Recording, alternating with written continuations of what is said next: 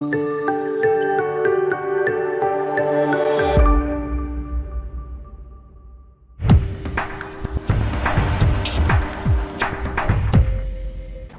ли е да рефинансираме кредита си и тази година? Да, разбира се. След като и банките предполагат и дават такива добри условия по кредитите, както за покупка на имот, така и за рефинансиране. Тази година стартирахме с изключително висок интерес от клиентите за покупка на имоти и рефинансиране.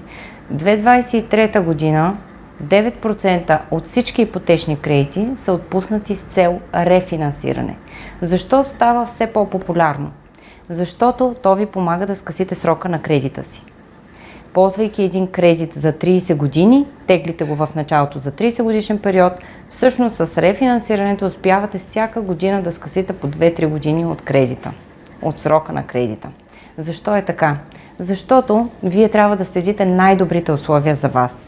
Това може лесно да постигнете, когато ползвате услугите на кредитен консултант. Той може да сравни условията на всички банки за вас само в рамките на един ден. Вие може да поискате вашата банка, която обслужва сега кредита ви, да подобри условията по текущия ви кредит и съответно да сравните и условията, които ви предлагат другите банки. По този начин вие управлявате разумно кредита си. По статистика на БНБ, за ваша информация, кредити, които се теглят за 25 и 30 години, се погасяват за 15-20 годишен период. Способите са много, консултирайте се с вашия кредитен консултант. Повече за нас на Кредит Център БГ.